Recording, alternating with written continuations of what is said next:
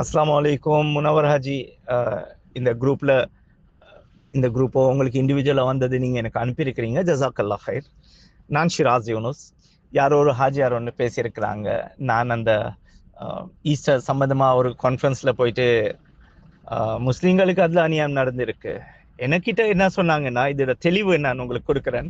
அங்கே போயிட்டு நான் பேசும் பொழுது, அங்கே பேசிட்டு வரும் பொழுது நான் பேசினேன், ஆமாம் காதினலுக்கு பிட்ட கொந்த இருக்கு, எங்கள்கிட்ட அப்படி ஒன்று இல்லைன்னு சொல்லி. எங்களோட உலமா சபையிலையோ எங்கேயோ எங்கள்கிட்ட அப்படி பிட்ட கொந்த இல்லை, நாயக்கியான்னு இல்லை. அது உண்மை.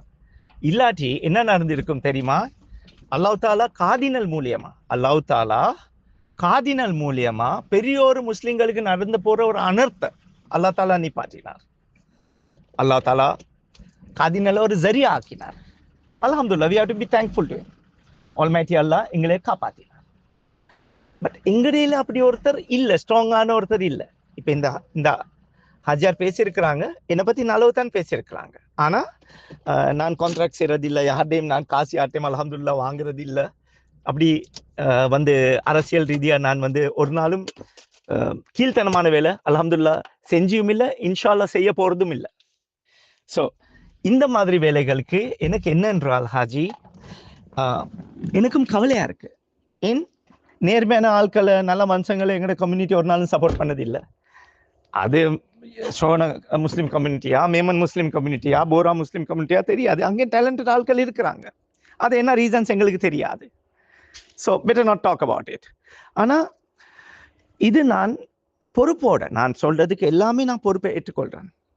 ஏன் இதுக்கு எம்எம்டிஏ எத்தனை எங்களோட அமைச்சர்மார்கள், மந்திரிமார்கள் இருந்திருக்கிறாங்க நீதி அமைச்சரா. அப்பயும் இந்த பிரச்சனைக்கு தீர்வு வரல. அப்போ எங்களோட சமூகத்தை நாங்கள் இந்த இழிவுபடுத்தி நான் பேசல. எங்கள்கிட்ட ஸ்ட்ராங் லீடர்ஸ் இல்லைன்னு தான் நான் சொல்லியிருக்கிறேன். இதுதான் நான் சொல்லியிருக்கிறேன். ஸோ இதனால தான் நான் உங்களுக்கும் சொல்றது, அவங்க நான் பாராட்டுறேன், அல்ஹம்துலில்லாஹ் வர வைக்கிறேன் அவங்களோட கருத்தை. ஏன் ஹாஜி, மவுத் எல்லாருக்கும் இருக்கு, ரைட்? நான் பேசுற மாதிரிக்கு என்ன எப்போ போட்டு தள்ளுவாங்களோ அல்லாஹு ஆலம். துவா கேளுங்க எங்களுக்காக, எங்களோட சேஃப்டிக்காக.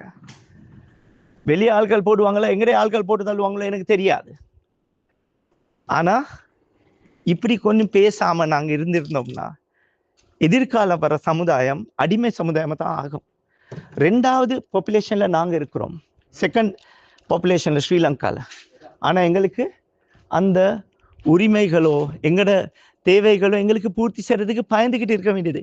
கேபினட்ல ஒரு முஸ்லிம் அமைச்சர் இல்லாததுக்கு அர்த்தம் என்னன்னு தெரியுமா? இந்த மெசேஜ் எவ்ரி ஸ்ரீலங்கன் முஸ்லிமுக்கு அனுப்புங்க. ஷிராஸ் யூனுஸ் இது சொன்னார்.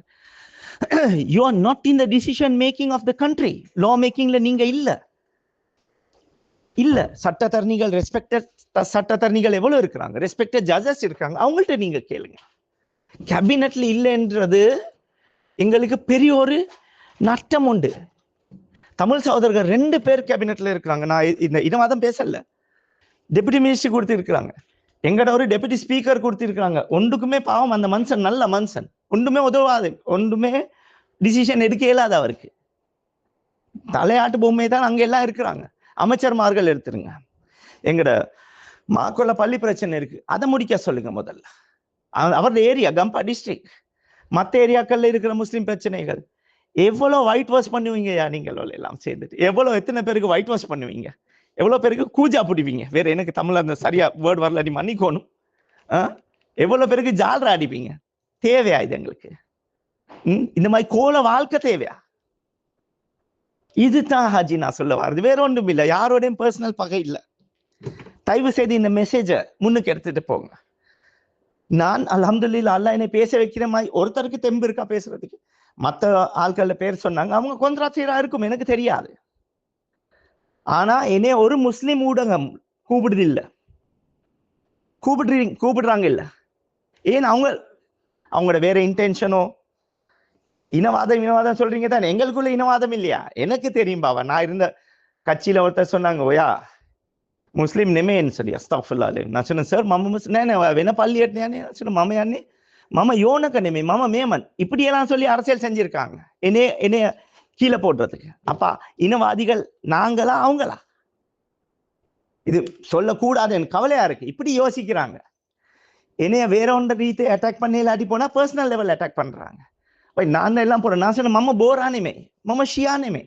අපි වෙන පල්ලිවලට යන්නේ නැහැ. බෝරා කට්ටිය අපේ පල්ලිවලට එන්නේ නැහැ. අතනේ උන්ම. අපි හැම பள்ளியிටම යනවා. அப்புறமா முஸ்லிம் மேமன் பெரிய பெரிய இண்டஸ்ட்ரீஸ் பேர் சொன்னேன் நான். அவங்க எல்லாம் பள்ளி வாசல் கட்டுறாங்க, ஸ்கூல் கட்டுறாங்க, லிவர் ஹாஸ்பிட்டல் கட்டி இருக்கிறாங்க. ஸோ இதுகள் தான் நான் சொல்ல வாரேன். உங்களுக்கு லீடர்ஸ்களை உருவாக்க இல்லாட்டி அல்லாஹ் தாலா உருவாக்குறான், அல்ஹம்துலில்லாஹ். ஆனா நான் பேசுறது மக்கள் மத்தியில போகுது. தயவு செய்து இந்த மெசேஜ் அங்க அனுப்புங்க அவங்களுக்கு. ஷிராஸ் யூனுஸ் இது சொல்லியிருக்காரு, வேறொரு நோக்கமும் இல்லை. எங்கட 25 வருஷம் 30 வருஷம் ஒரே ஆளை வச்சுக்கிட்டு இருக்கீங்க, பரவாயில்ல, அவங்க லைஃப் டைம் இருக்கட்டும் கன்சல்டண்டா. இதுக்கு முதல் சொல்லி எதிர்ப்பு இல்லை யாரோடையும், பொறாமை இல்லை யாரோடையும், அல்லாஹ் காப்பாற்றணும். அவங்க உலமாக்கள் நாங்க ரெஸ்பெக்ட் பண்றோம். ஆனா வாய்ஸ் இல்லை, எங்களோட வாய்ஸ் இல்லை. அது என்ன உண்மை, அதை அக்செப்ட் பண்ணி ஆகணும். Whether you like it or not. You like it or அவருக்கு இண்டிவிஜுவலா சொல்லல, as a community we are answerable. இதுகள் தான் ஹாஜி. ஜஸாக்கல்லாஹ் ஹைர். Inshallah, if there is anything, please contact me directly. I will come for a discussion, open forum.